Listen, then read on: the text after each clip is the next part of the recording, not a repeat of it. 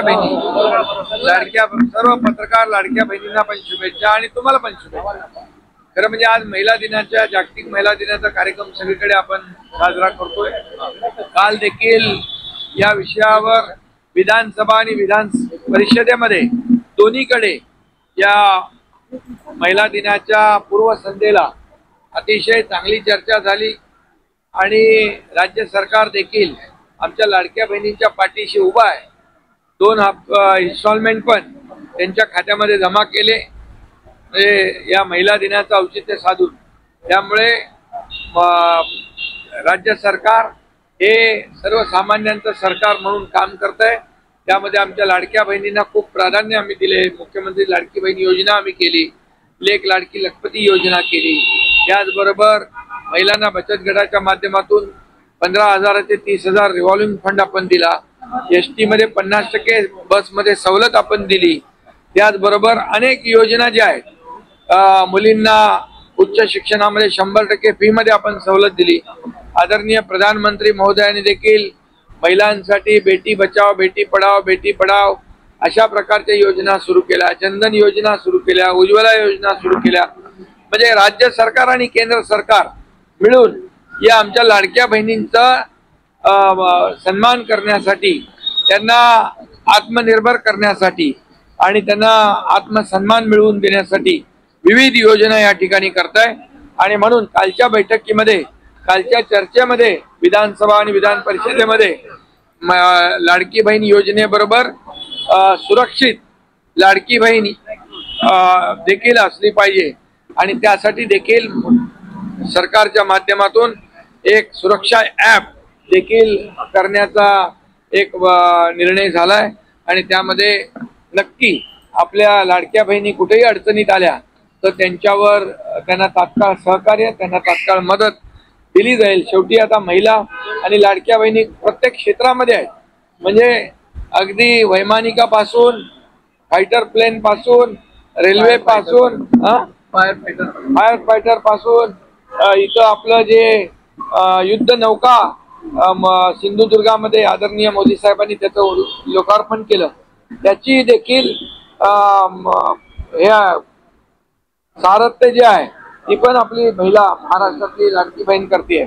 त्यामुळे आता महिला कुठल्याही क्षेत्रामध्ये मागे नाहीत, त्यांना पुढे जाण्यासाठी सरकार कटिबद्ध आहे। सरकार त्यांच्या पाठीशी उभा आहे आणि म्हणून पुन्हा एकदा महिला दिनाच्या अपनी मनापासून शुभेच्छा।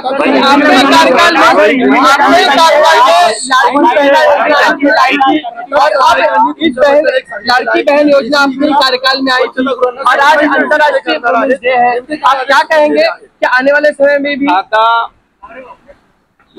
आपली जी महिलांसाठी सार्वजनिक स्वच्छतागृह असतात ती स्वच्छ असली पाहिजे, नीटनेटकी असली पाहिजे आणि लाडक्या आपल्या भावांसाठी देखील, लाडक्या बहिणी आणि भावांसाठी जे स्वच्छतागृह आहे याचं स्वच्छता टापटीप आणि त्याचं मेंटेनन्स व्यवस्थित असलं पाहिजे। आणि म्हणून सर्व एसटी डेपो आहेत, या एसटी डेपोमध्ये मंत्री महोदय प्रताप सरनाईक यांना मी सरप्राईज व्हिजिट करण्याच्या सूचना देखील दिल्यात आणि अधिकाऱ्यांना देखील सूचना दिलेल्या आहेत, जेणेकरून स्वच्छतागृह जे आहेत ती स्वच्छ आपल्याला राहतील।